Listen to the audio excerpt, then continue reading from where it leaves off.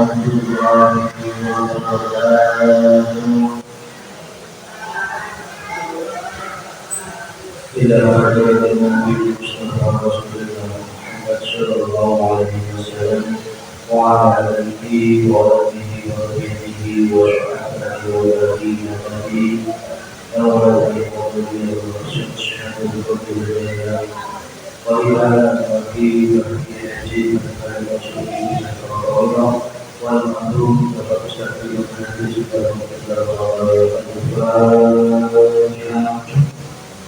أعوذ بالله من الشيطان الرجيم بسم الله الرحمن الرحيم الحمد لله رب العالمين الرحمن الرحيم مالك يوم الدين إياك نعبد وإياك نستعين اهدنا الصراط المستقيم صراط الذين أنعمت عليهم غير المغضوب عليهم supaya kita muslimin wa muslimat wa mu'minin wa mu'minat khususnya di komunitas bisa al-Fatihah. A'udzubillahi minasyaitonir rajim. Bismillahirrahmanirrahim. Alhamdulillahirabbil alamin arrahmanirrahim. Iyyaka na'budu wa iyyaka nasta'in ihdinas siratal ladzina an'amta 'alaihim ghairil maghdubi 'alaihim waladdallin. Alhamdulillah, alhamdulillah, alhamdulillah Tuhan sadayana biasa diberkati Gusti Allah. Meskipun keadaan hujan deras, tetapi alhamdulillah kita diberikan kekuatan oleh Allah sehingga Tuhan sadayana biasa tetap kumpul istiqomah, yaitu insyaallah dalam rangka kita menuntut ilmu Allah Subhanahu wa Ta'ala.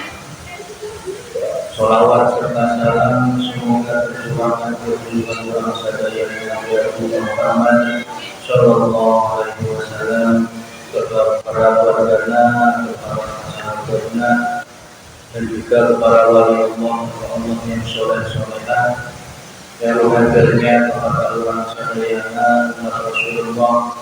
Semoga senantiasa Allah sadayana menasabati Rasulullah Muhammad sallallahu alaihi wasallam. Alhamdulillah, ibu-ibu pada syariat, ibu-ibu syariat, kadangnya dia suarakan. Apa hujan, mau hujan deras, mau nggak hujan, tidak berpengaruh. Semua kita terima dengan ikhlas. Mau hujan deras, mau terang, kita terima dengan ikhlas. Ini bagian dari praktek. Bagian dari praktek apapun yang dihadapkan oleh Allah. Sekali lagi, apapun yang dihadapkan oleh Allah kepada kita semuanya, baik enak tidak enak, nikmat tidak nikmat, hujan tidak hujan, sehat tidak sehat, itu semua tidak penting. Yang penting hati kita tetap mantap menyatu Gusti Allah. Apapun yang dihadapkan, baik itu nikmat, baik musibah, baik taat maupun maksiat, itu tidak penting. Yang penting hati kita tetap melihat Allahnya. Karena dalam hujan pun ada Allah, dalam terang ada Allah. Maksudnya ada Allah, di situ ada Allah yang mengatur. Ada Allah yang menggerakkan, yang menurunkan hujan itu Allah, yang menerangkan hujan itu Allah. Biarkan Allah berlaku dengan sifat kodratnya. Biarkan Allah bertindak dengan sifat iradahnya. Maka pada kesempatan sore hari ini kita masuk bab sifat 20 wajib bagi Allah. Nyaeta terakhir kemarin wahdaniyah. Masih ingat wahdaniyah apa? Wahdaniyah artinya esa, Allah yang Maha Esa. Tidak ada Tuhan selain Allah, tidak ada Tuhan yang berhak disandingkan dengan Allah. Artinya semua ini hidup ini adalah Allah. Hidup yang ada adalah Allah, dan itulah wujud dari keesaan Allah Subhanahu wa taala. Jangan sampai kita terjebak terhadap Tuhan-Tuhan palsu. Tuhan palsu itu apa? Harta, tahta, wanita, kesenangan dunia, termasuk taat pun itu bisa jadi Tuhan palsu kita ketika kita mengagung-agungkan ketaatan kita atau ketakwaan kita. Contoh, kita lebih fokus menghitung pahala, menghitung keamal solehan kita. Itu bisa menjadi jebakan. Karena apa? Karena semua itu hanya pemberian dari Allah. Maka dengan sifat wahdaniyah, esa, jadikanlah Tuhan dalam hati kita nyaeta hanya Gusti Allah. Kira-kira harta pantas disembah enggak? Kenapa enggak pantas disembah? Karena hanya titipan. Karena harta hanya makhluk. Harta hanya ciptaan Allah Subhanahu wa taala. Memang betul segalanya itu butuh uang. Mau makan butuh uang, mau ibadah butuh uang, mau kondangan butuh uang, ya. Segalanya butuh uang. Tetapi tidak semuanya itu dinilai dengan uang. Karena apa? Karena uang itu hanya alat, bukan tujuan. Alat bukan tujuan. Jadi jangan sampai kita terlena. Wajib hukumnya kita menjadi kaya, wajib. Silahkan berusaha dunia, kejar sehebat mungkin. Tetapi jangan pernah harta eta diasupkan ke hati. Harta ulah diasupkan ke jero hati. Tetapi genggamlah harta eta dina genggaman tangan. Artinya jangan pernah engkau cintai dunia, tetapi kuasailah dunia dalam tanganmu. Itulah filosofinya. Maka sifat 20 wajib Allah yang selanjutnya adalah setelah wahdaniyah naon? Qadrat. Qadrat artinya naon? Berkuasa. Allah memiliki sifat berkuasa. Kalau nggak memiliki sifat berkuasa bukan Tuhan. Kalau nggak memiliki sifat berkuasa berarti bukan Tuhan. Maka wajib bagi Allah memiliki sifat kuasa atau qadrat. Allah berkuasa untuk menurunkan hujan.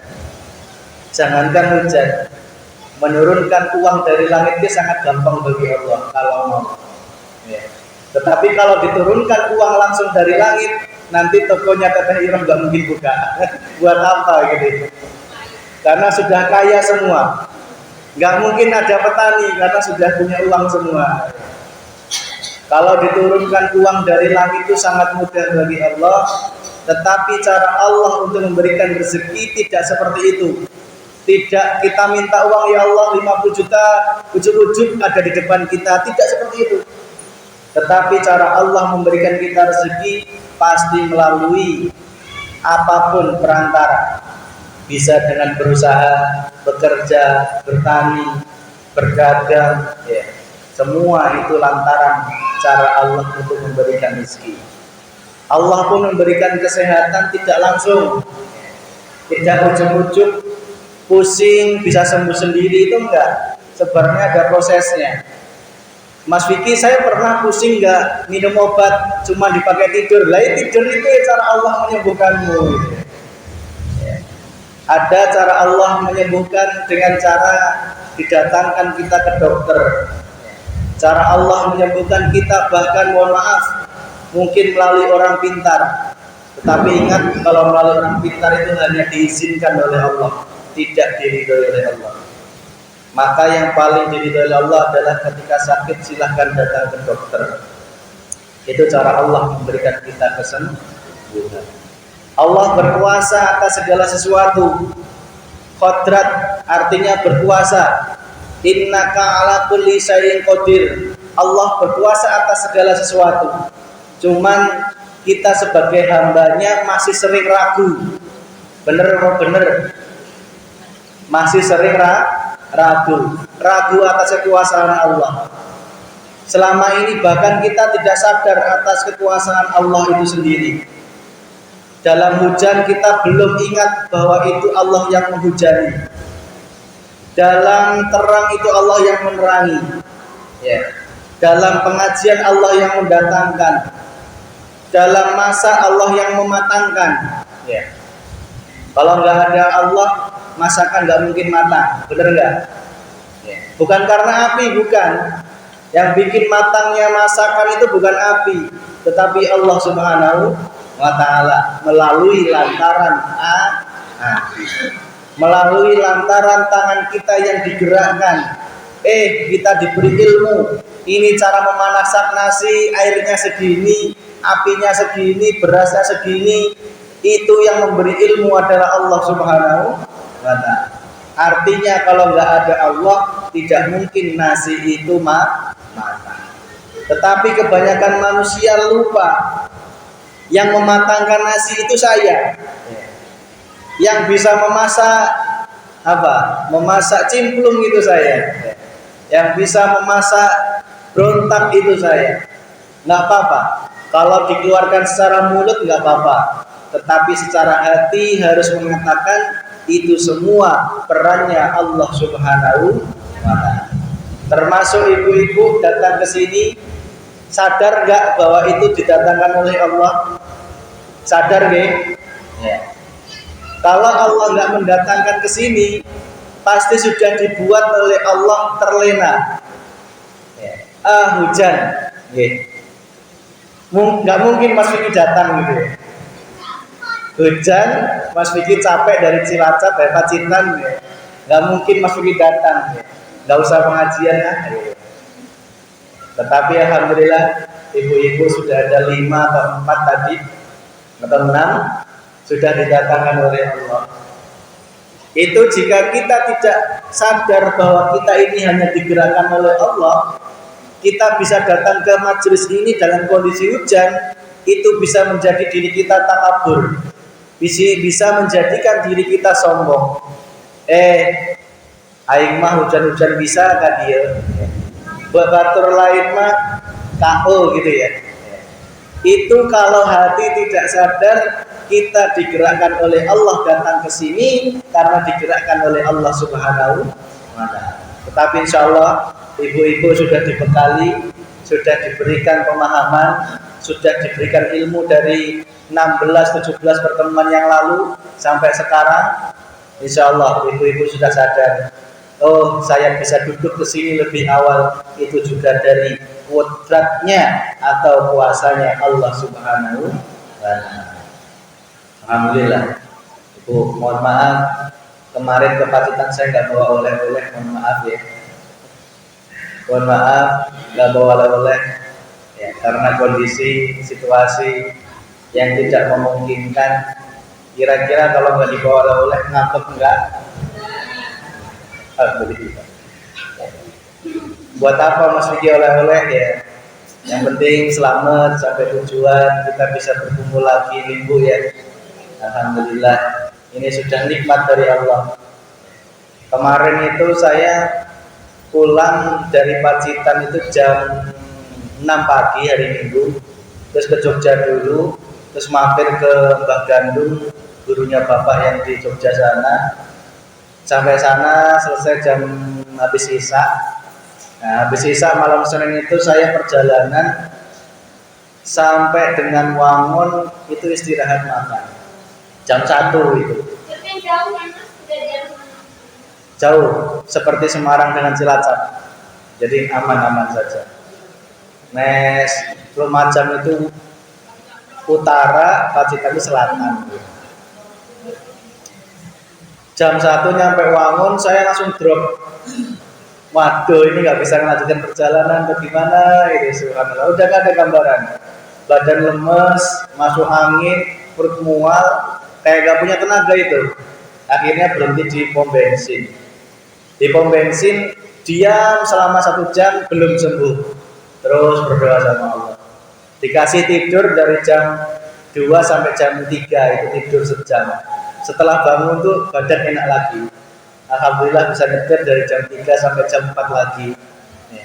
Itulah Allah itu berkuasa, jangan ragu.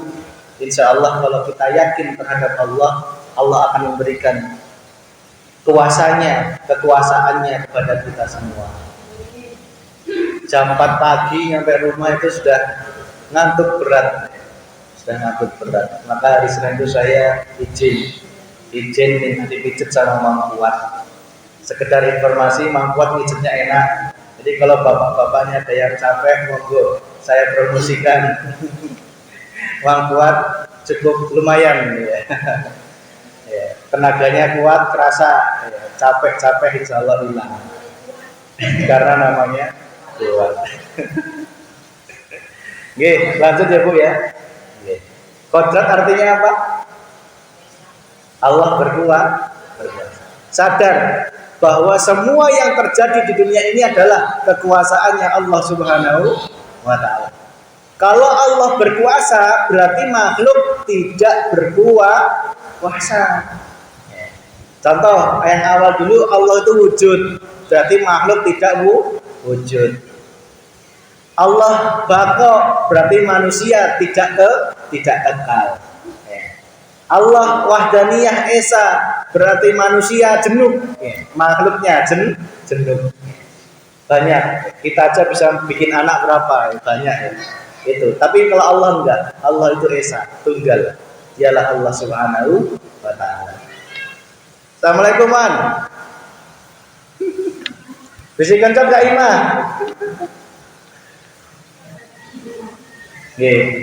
Kalau Allah bersifat kodrat, sadari bahwa segala sesuatu itu atas kekuasaannya Allah. Maka manusia, sifat wajibnya manusia atau makhluk itu adalah tidak berkuasa. Ada yang jadi presiden, ada. Itu berkuasa enggak? Berkuasa enggak itu? Ya. Berkuasa enggak presiden itu? Secara syariat berkuasa, secara hakikat tidak berkuasa. Karena presiden dalam berkuasanya itu masih digerakkan oleh Allah. Presiden membuat kebijakan A, B, C, D. Kalau kita tidak sadar ilmu makrifat bahwa itu semua kekuasaannya Allah, Pak Presiden kok membuat kebijakan seperti ini? Saya tidak diberi bantuan dana tunai. Kira-kira marah enggak? Marah enggak? Kalau tidak melihat Allahnya, pasti hati akan protes. Ya Allah, saya itu orang yang nggak punya, tetapi saya nggak dikasih bantuan sama Pak Presiden. Ini katanya Pak Presiden itu berkuasa, lah kok nggak nyampe ke saya gitu. Itu tanda bahwa, apa bedanya? Itu tanda bahwa Allah itu yang lebih berkuasa. Presiden bisa bangun sana, bangun sini. Itu kalau nggak karena Allah itu tidak mungkin. Tidak mungkin. Maka kita sebagai rakyat, apapun kebijakan pemerintah, tolong kita hormati saja. Kita mau protes itu nggak bisa apa-apa, bener nggak? Bisanya hanya berdoa. Maka ya sudah, hormati, ikuti pimpinan kita, salah atau benar, nggak usah dilihat salah atau benernya, lihatlah bahwa semua itu datangnya dari Allah. Enak kok nggak enak kayak gitu? Zaman corona, kerja nggak bisa, PPKM diketatin, ember tak bisa, bantuan tak menang, susah kok susah. Mangan apa ini? Cicilan harus dibayar, okay. Selama 2 tahun PPKM, Mau kerja nggak punya, BLT yang lain dapat, kita nggak dapat. Itu kalau kita nggak berpegangan zikir sirul asror, zikir yang melihat Allahnya, kira-kira puyeng nggak puyeng? Puyeng. Karena kita merasa apa? Merasa Allah itu jahat-jahat banget. Allah merasa jahat. Karena kita tidak bisa melihat nikmat di balik musibah. Mas Vicky mah enak ngomong gitu. Tengasaan gitu. Ya Allah. Coba kalau jadi saya Mas, gitu. Belum tentu Mas Vicky bisa melihat Allahnya, bener nggak? Iya. Ngomong enak Mas gitu ya. Ya, nggak apa-apa Bu. Ya. Beda, ada yang kaya, ada yang nggak punya, ada yang punya, ada yang nggak punya. Itu semua tetap anugerah dari Allah Subhanahu wa Ta'ala. Orang kaya itu disebut anugerah, ya bener. Ya. Orang nggak punya disebut anugerah, ya bener. Karena apa? Orang yang nggak punya itu nisabnya lebih cepat, masuk surganya lebih cepat, tidak kebanyakan pertanyaan. Paling pertanyaannya ini padinya dari mana, berasnya dari mana, dikasih sama itu, oh cukup ya. Tempenya dari mana, tempenya kadang beli di Tata Irah, wes cukup gitu ya. Ini duit 50.000 dari mana, dari Embret kamari orang, wes cukup. Pertanyaannya cuma sebentar langsung masuk surga. Nah kalau orang kaya itu pertanyaannya banyak Bu, suwe. Maka orang kaya itu masuk surganya belaka. Ya, nggak apa-apa. Ya. Tetapi itulah baik kaya maupun miskin itu sama-sama anugerah dari Allah. Jangan terpaku oleh kayanya atau miskinnya, tetap lihatlah Allah. Allah berkehendak menjadikan seseorang menjadi pemimpin. Allah berkehendak menjadikan seseorang kaya, miskin, sakit, sehat. Allah berkuasa menjadikan seorang anak pintar, menjadikan seorang yang melahirkan lancar melahirkannya. Itu semua adalah kekuasaannya Allah Subhanahu. Itu baru sebagian kecil Bu. Allah menciptakan semua alam semesta aja. Alam semesta yang sudah kita sampaikan, langit ada lapis berapa? Lapis tuh 7. Bukan kue lapis, bukan. Langit lapis tuh 7. Di atas langit lapis 7 ada apa? Sidratul Muntaha. Setelah Sidratul Muntaha apa? Wah, baru arsnya Allah Subhanahu wa Ta'ala. Di dalam langit 1 ada bumi, matahari, dan 9 planet lainnya, membentuk satu galaksi, yaitu galaksi Bima Sakti. Kumpulan planet 9 dengan satu bintang matahari itu dinamakan galaksi. Langit cap 1 terdiri dari galaksi Bima Sakti. Langit cap 1 dibanding langit cap 2 ibarat satu butir cincin ditaruh di atas luasnya padang pasir. Gitu terus. Betapa kekuasaan Allah luar biasa. Menggerakkan bumi, menggerakkan matahari. Yang memutarkan bumi, kira-kira ada yang bisa memuterin bumi ada? Manusia bisa? Nggak bisa. Manusia itu bisanya merusak bumi. Kenapa merusak? Tiap hari diinjek-injek. Sebenarnya kasihan bumi Bu. Tiap hari dicangkulin, diobatin, dipotebangin pohonnya. Maka orang zaman dulu itu luar biasa, mengajarkan kita, sesepuh kita untuk sedekah bumi. Kenapa kita harus sedekah bumi? Ibaratnya pertama sasadu papalaku ke bumi, minta maaf ke bumi. Bumi itu makhluk loh. Bumi ini makhluk, dia punya nyawa, punya rasa, punya perasaan, bisa hidup. Kalau diinjek-injek terus, dikencini, diberai, Kalau jadi bumi kita marah enggak? Tapi bumi tetap sabar. Ya. Kadang kalau bumi nggak sabar itu watuk, Bu. Ya. Bumi kalau nggak sabar pasti watuk. Maka Semeru meledos.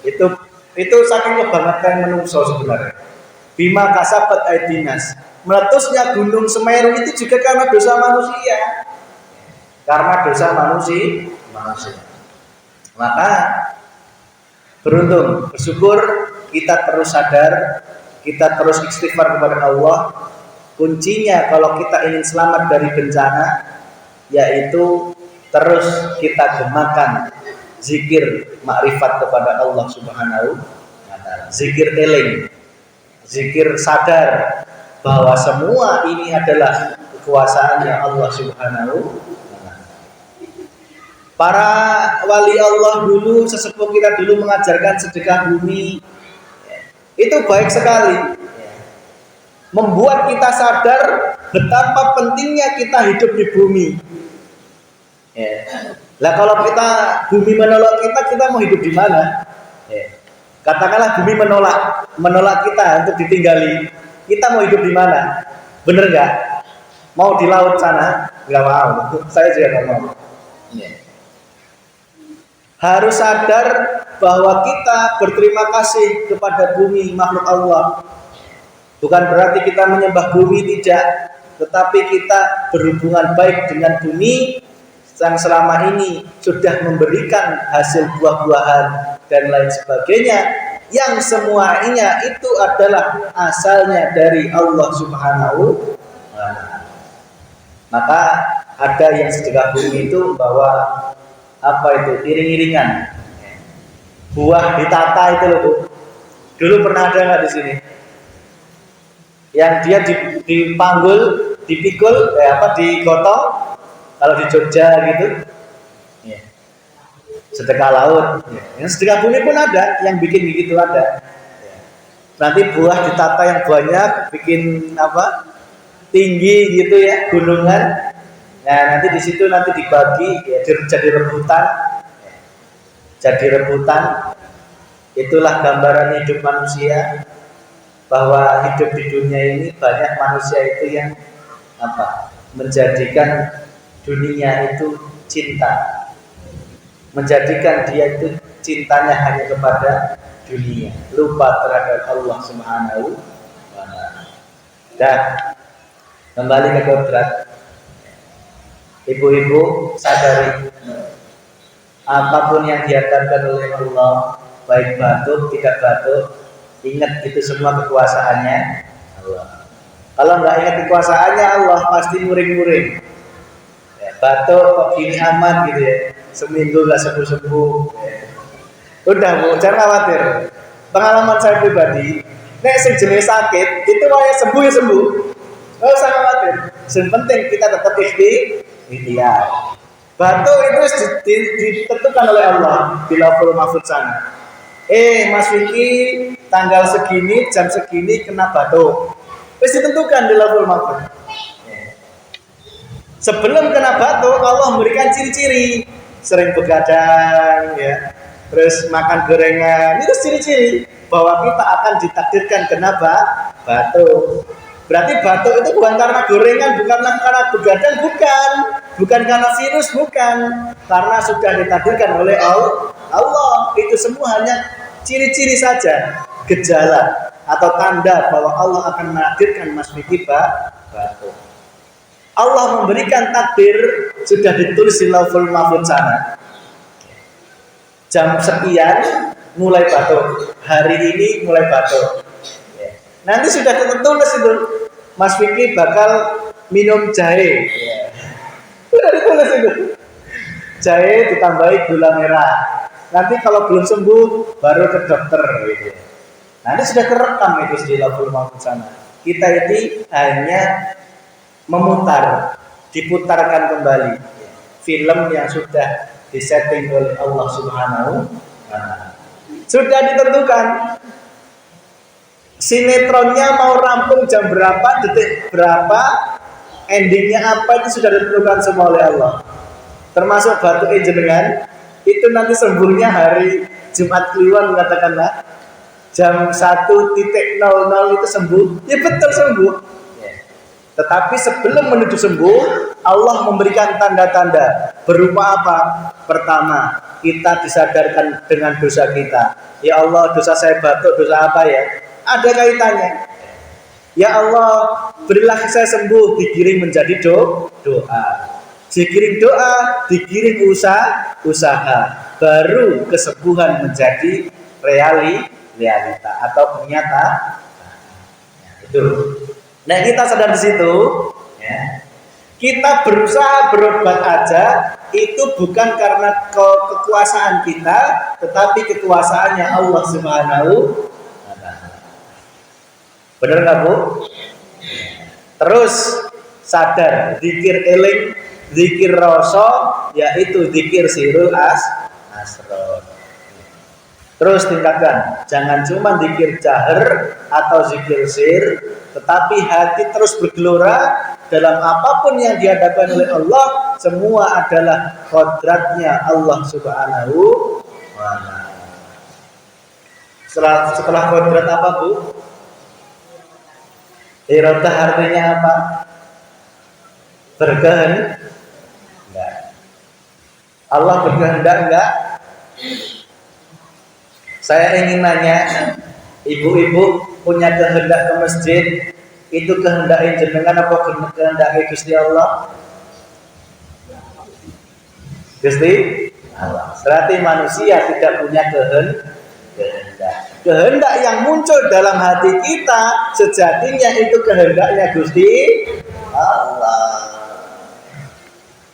Ibu-ibu punya kehendak mau hajatan, itu sejatinya kehendaknya siapa?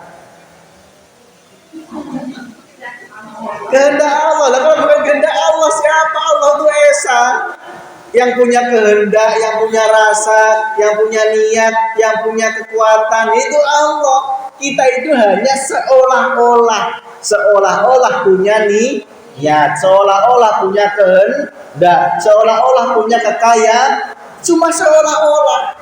Semua hanya dipinjami oleh Allah. Kalau ibu-ibu, katakanlah jangan ibu-ibu, maling itu punya kehendak mau mencuri, itu kehendaknya siapa? Hah? Gimana? Nah, saya ingin nanya, kalau pencuri itu mau mencuri itu kehendak siapa? Kehendak Allah. Cuman tidak diridhoi oleh Allah, tidak disukai. Sing nanamkan niat mencuri itu ya Gusti Allah.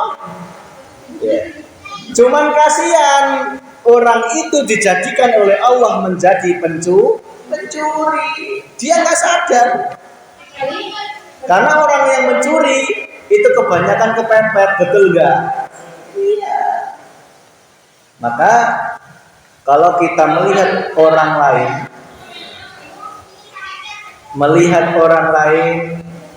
ada yang belum sholat, mohon maaf. Melihat orang lain ada yang belum suka ngaji, katakanlah.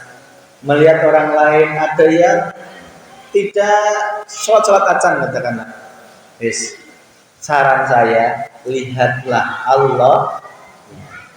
Allah yang menjadikan seseorang dapat petunjuk atau tidak dapat petunjuk. Allah yang menjadikan seseorang beriman atau tidak, atau belum beriman. Nah, jenengan lihat makhluknya, kita terjebak Bu. Pasti kita akan ujub, bener nggak? Ujub itu membanggakan diri. Aimah jadi jalan ada sholat, alhamdulillahnya si etak kepin bareto aja kayak gitar. Kita kalau melihat makhluknya pasti akan mencela orang yang belum sholat. Lihatlah Allahnya. Orang yang belum sholat itu karena Allah belum memberikan kehendak bagi dirinya untuk sholat. Oh, kita bisa sholat itu karena diberikan kehendak, dipinjemi iradah sama Allah, dipinjemi kehendak sama Allah, kehendak untuk sholat. Orang yang belum sholat itu karena dirinya belum diberikan kehendak oleh Allah untuk sholat. Gitu. Orang yang belum haji, belum bisa zakat, ayai puasa, madang ke boga era. Udah, jangan lihat makhluknya, jangan lihat orangnya gitu loh, maksud saya itu. Lihatlah Allahnya yang menjadikan dirinya seperti itu. Ya Allah, doakan, ya Allah, berilah dia hidayahmu. Itu lebih baik daripada kita mencela, daripada kita ngaku goreng. Justru kita akan mendapat kejelekan. Kenapa kita seperti itu? Karena kita melihat makhluknya, tidak melihat Allah. Itu iroda, kehendak. Jadi mengapa Mas Vicky kok kehendak dalam diri ini nggak boleh diaku-aku itu kehendak kita? Kita mau zakat, mau haji, kita punya niat sholat, itu jangan diakui kehendak kita. Biar apa? Tidak menjadi orang yang sombong. Akui semua itu hanyalah sejatinya kehendaknya Gusti Allah. Saya pengen nanya, ibu-ibu kalau nggak diberikan iradah oleh Allah, dipinjemi iradah dalam hati jenengan untuk datang, punya keinginan datang ke masjid ini, bisa datang ke sini? Bisa nggak datang ke sini? Nggak bisa, nggak bisa.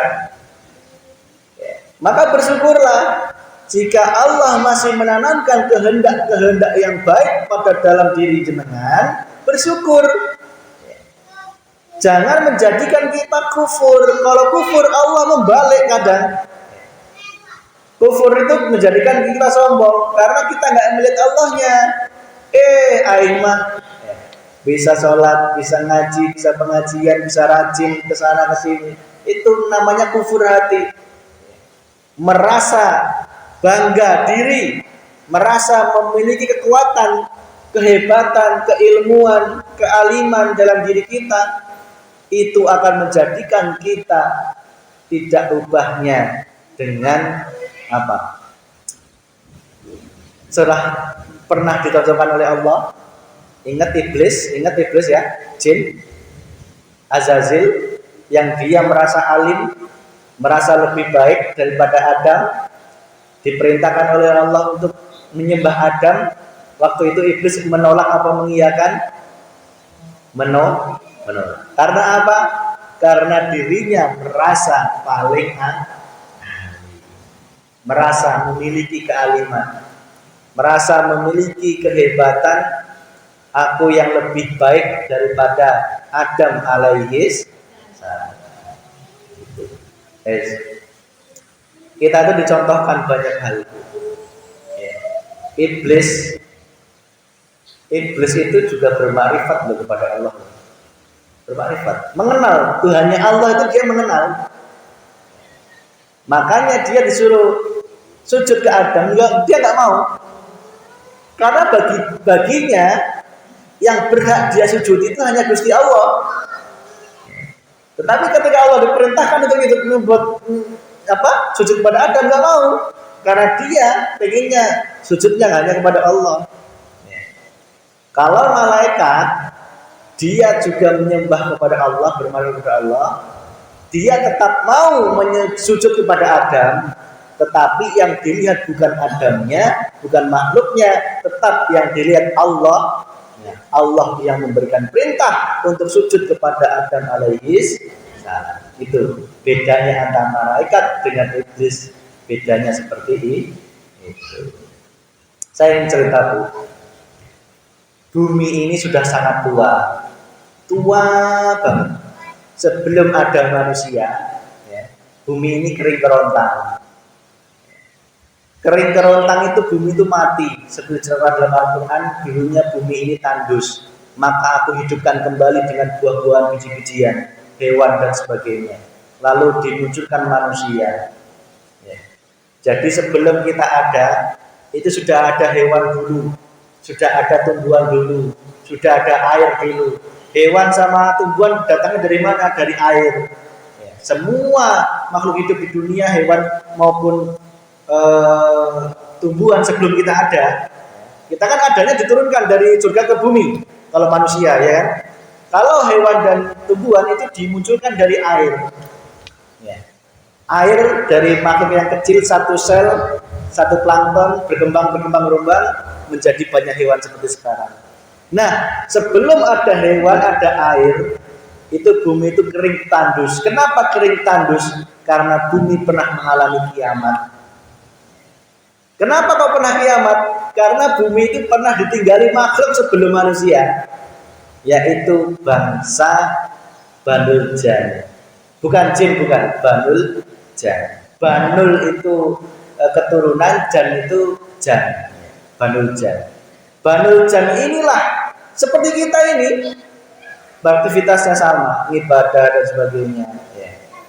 Karena sudah membuat kerusakan yang luar biasa, maka didatangkanlah kiamat.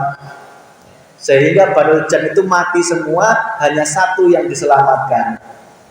Namanya Azazil. Azazil inilah yang menjadi nenek moyangnya jin yang sampai hidup sampai sekarang. Azazil inilah yang dia diangkat ke surga oleh Allah, ya, diangkat ke langit sana oleh Allah, diperintahkan Jibril untuk mengajarinya ilmu tentang makrifat kepada Allah, diajari bagaimana bertasbih, bertahmid, tahlil, memuji Allah, ibadah kepada Allah selama beribu-ribu tahun, sehingga makhluk yang ibadah kepada Allah itu malaikat dan juga Azazil tadi. Maka Azazil ini ketika sudah alim, sudah hebat, itu ceritanya Allah berkehendak untuk menghidupkan kembali bumi. Tetapi sebelumnya Allah akan menciptakan manusia, makhluk yang asalnya dari tanah. Cerita Allah kepada Azazil dan malaikat, saya akan membuat makhluk ya bernama Adam dari tanah. Terus malaikatnya protes, ya Allah, mengapa engkau membuat makhluk yang akan menumpahkan darah? Pertanyaannya kok malaikat harus ngerti? Ngerti, karena tanah itu merupakan sifatnya adalah apa? Sifatnya itu membuat kerusakan tanah. Maka malaikat yang sifatnya cahaya kan kebaikan. Azazil yang diciptakan dari nyala api yang panas juga asalnya tadinya baik. Tetapi karena Azazil diperintahkan untuk dua-duanya diperintahkan untuk sujud kepada Adam, yang Azazil tidak mau, maka Azazil ini dinas oleh Allah masuk ke dalam neraka secara abadi. Tapi Azazil pinter, dia minta kepada Allah untuk tidak mati sampai dengan hari kiamat dihidupkan lagi. Padahal bangsa Banu Jan tadi, yang Azazil tadi, itu kan mengalami kematian seperti kita. Tetapi bisa abadinya setelah Azazil tadi minta kepada Allah, setelah dia tidak mau sujud, dia dihukumi neraka, dia minta kepada Allah untuk diberikan abadi.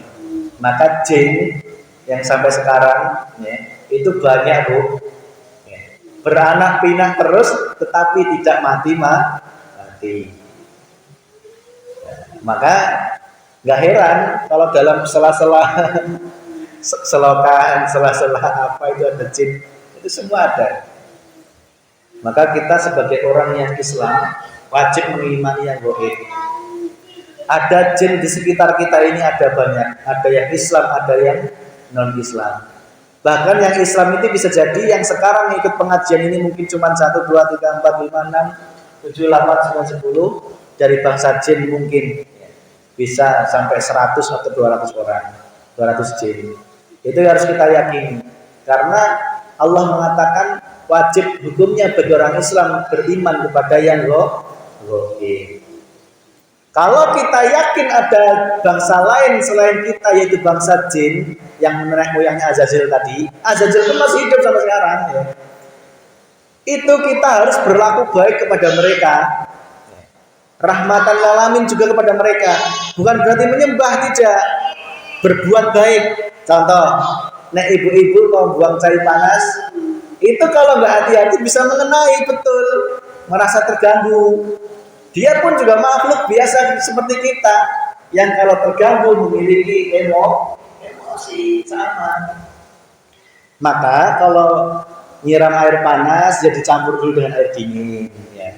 Atau enggak ya minimal baca Al-Ikhlas, Al-Falaq, An-Nas cukup. Atau enggak bisa baca seperti itu ya bilang permisi, sama saja.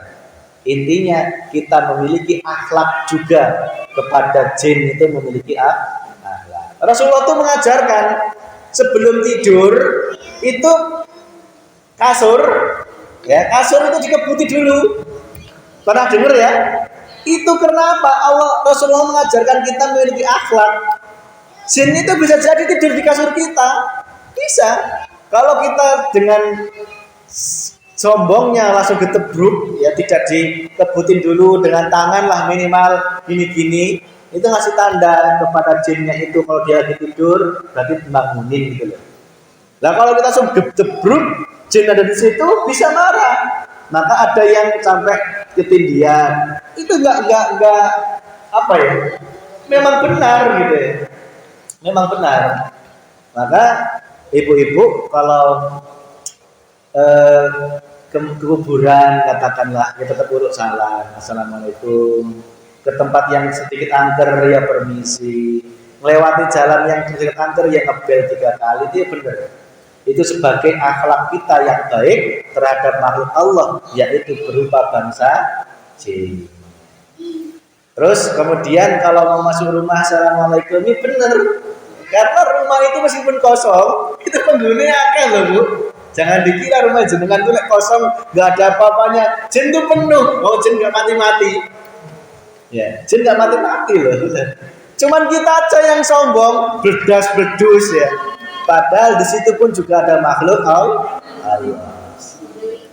Nah ibu-ibu mau bersenggama dengan suaminya, tolong jangan nggak pakai sehelai pun, tetap ada yang menutupi, ibu ya. Itu akhlak. Ya. Kalau nggak gitu nanti kita bisa dicintai sama jin loh, hati-hati loh. Bener itu, bener.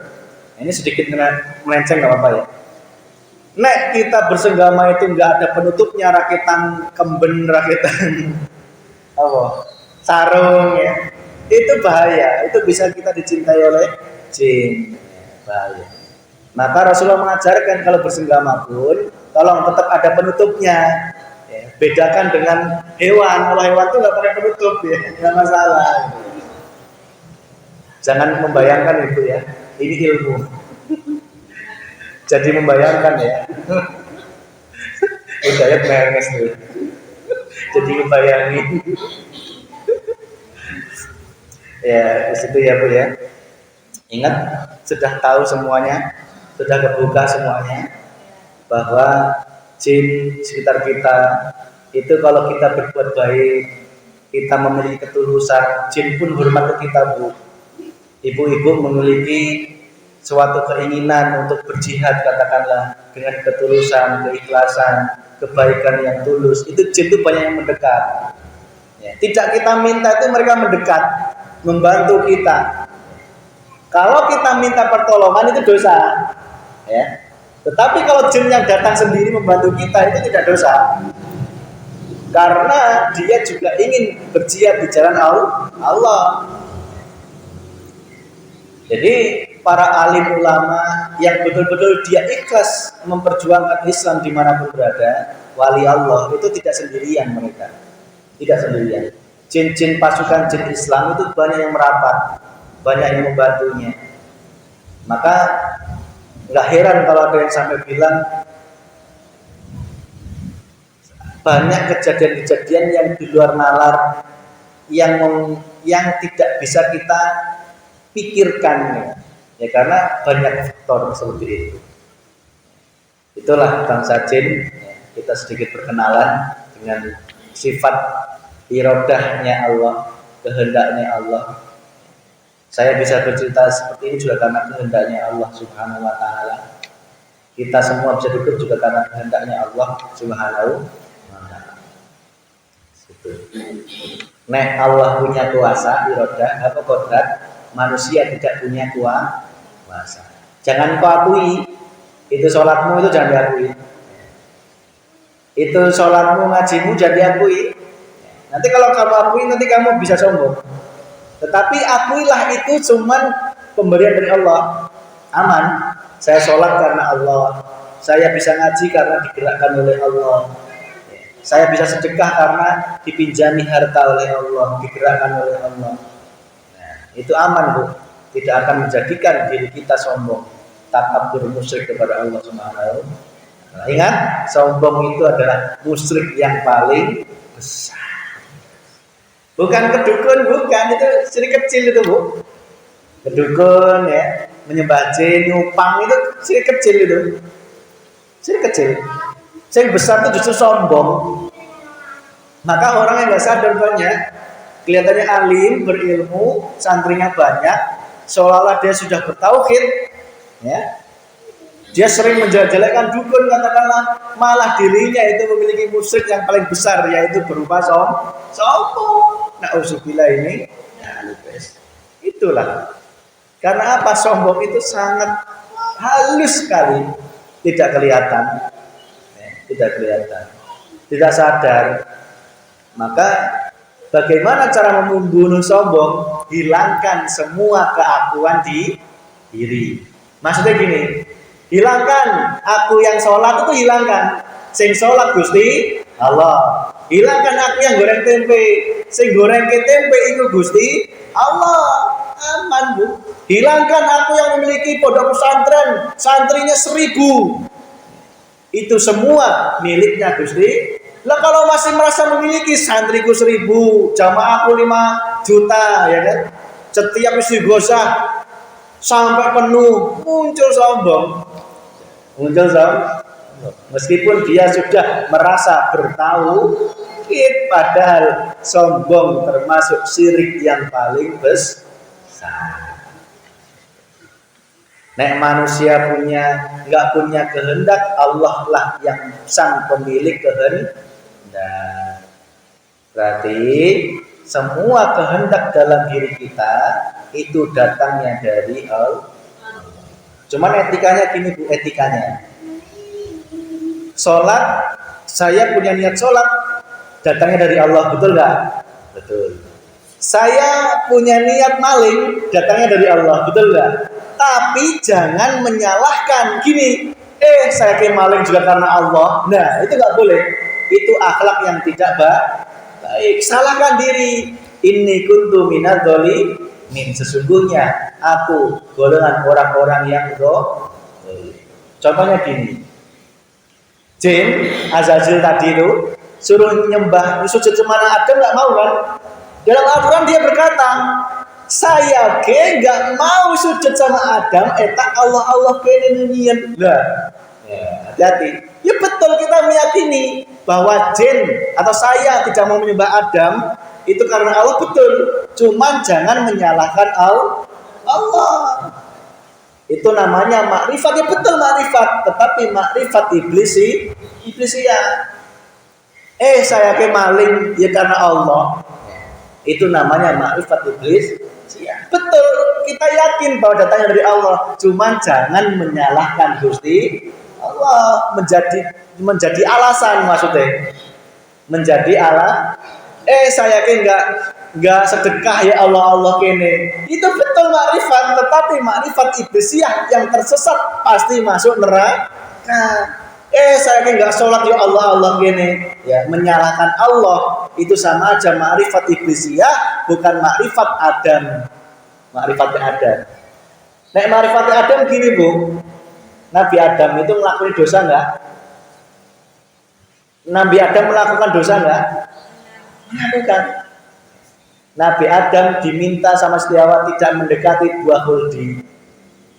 Itu buah khuldi itu suatu saat nanti kita ceritakan. Itu ada hakikatnya yang luar biasa. Intinya gini, Nabi Adam memiliki dosa mendekati buah khuldi. Nabi Adam pun paham ketika Nabi Adam setelah mendekati buah khuldi itu, Nabi Adam pun paham bahwa semua itu juga digerakkan oleh Allah. Tetapi akhlaknya Nabi Adam seperti ini. Ya Allah, inni kuntu minadz dzalimin. Sesungguhnya aku termasuk orang-orang yang zalim. Beda enggak dengan Azazil tadi? Nek Azazil menyalahkan Gusti Allah. Nek Adam menyalahkan diri sendiri. Itu bedanya ya. Adam akhirnya dapat ampunan. Turun ke bumi syaratnya, ya kan? Turun ke bumi ben selamat, ben masuk surga lagi. Syaratnya cuma satu, ikuti ajaranku. Ajaran dinul haq, yaitu ajaran yang senantiasa bermakrifat kepada Gusti Allah. Karena hei Adam, nanti nek dirimu tak cemplungin ke donya, godaane akeh. Donya brono, anak bojo, harta tahta, godaane akeh. Bisa jadi kamu dan anak keturunanmu itu nggak jadi masuk surga, tetapi malah masuk neraka. Nggak jadi balik ke rumah di surga, malah balik ke neraka. Kunci nenek pengen selamat, ikuti ajaran dinul haq, yaitu ajaran makrifat kepada Gusti Allah. Paham ya Bu? Beda ya ajaran sama Adam ya. Oke, bisa cerita ke bapaknya. Pak, cek Mas Fiti ya, Azazil atau iblis pun juga makrifat loh. Wong dia itu rela kok diberikan neraka itu rela. Azazil itu dinas oleh Allah, dimasukkan ke dalam neraka itu ikhlas karena dia melihat Allahnya. Coba manusia diberikan neraka dunia berupa sakit, nggak punya duit, ikhlas nggak? Berarti masih kalah dengan makrifate iblis sih. Iblis sih masih kalah kita ini. Ya. Karena iblis saja, Azazil saja diberikan neraka oleh Allah, tetap siap samina wa atona, cuman karena dia melihat Allah. Nah, apa ya Allah aku ikhlas masuk neraka? Nah, manusia diberikan neraka dunia, ikhlas enggak? Diberikan sakit sedikit mengeluh. Diberikan apa? Nggak punya duit mengeluh. Manusia ngeluhnya apa biasanya? Sama itu. Esbul ya, paham gitu ya. Lo bisa limo. Pada kroso. Still mana? Kodrat iradah. Separuh ilmu. Kita lanjut ke pertemuan besok. Ilmu berarti Gusti Allah senggawe semua yang memiliki semua ilmu. Manusia atau makhluk tidak memiliki ilmu. Kepandaian, kepintaran, kealiman, aku jebolan pesantren, itu jangan diakui. Itu tetap semua miliknya Gusti Allah. Aku memiliki ilmu bagaimana memasak cimplung. Mulut gak apa-apa ngomong gitu, tetapi hati mengatakan ilmu ini cuma dipinjamkan oleh Allah. Berarti sang pemilik ilmu adalah Gusti Allah. Cuman kita sering-sering mengaku-ngaku bahwa kita yang alim, kita yang berilmu, kita yang memiliki ilmu, itu sombong enggak? Sombong. Karena ilmu itu adalah pakaiannya Gusti. Kita cuma dipinjemin. Nih, tak pakaiin pakaian ilmu. Lah kok diaku, ini ilmuku. Kira-kira musyrik enggak? Musyrik. Banyak yang sadar di sini. Mohon maaf, meskipun dia seorang alim ulama besar sekalipun, pesantrennya 5 juta sekalipun, tetapi jika masih ada merasa memiliki ilmu, dirinya masih musyrik kepada Allah Subhanahu. Ingat bahwa semua itu hanya pakaiannya Gusti Allah. Cukup ya Bu ya. Ilmu kita lanjut besok. Masih banyak. Wujud kita pokok mukhalafatul harisi yang menghubungi wahdaniyah, kodrat, iradat, ilmu. Besok masih lanjut ilmu. Hayat, sama, basor, kalam, qadiron, muridan, alimah, hayat, samingan, basiron, mutahalim. Jaga ya. Santai wae. Santai saja. Rukun Islam dan rukun iman kepada Allah ternyata sudah 3 kali bertemu. Apa Pak? Alhamdulillah. Hujannya terang, pulang ya enak ya. Nyampe rumah apa? Minum teh apa rukun sana ini? Apa mau minum teh dengan mendoan atau gimana sana ini? Apa? Susu jahe ya. Aduh, baru ngobrol, salaki ngobrol kenal Mas Vicky, ngobrol tentang. Hah? Salaki kerjauh. Buat telepon WA, video call. Ya. Ngomong Inden sih ngobrol cengsa ke. Dan Inden ke lamun balik kan ngobrol cengsa. Pacar. Sama si siapa? Hujan. Ngobrol kenaon jeung lamun sama pacar hujan sih. Ngobrol kenaon? Bebek paling ya. Ya wis lah wis. Ngobrol sak ngobrol, sing penting eling kabeh iku Gusti Allah. Itu ya Bu ya. Kita berdoa, Rabbana atina fid dunya hasanah wa fil akhirati hasanah wa qina adzabannar. Walhamdulillahirabbil alamin. Sirul Fatihah. Alhamdulillah. Iya, alhamdulillah.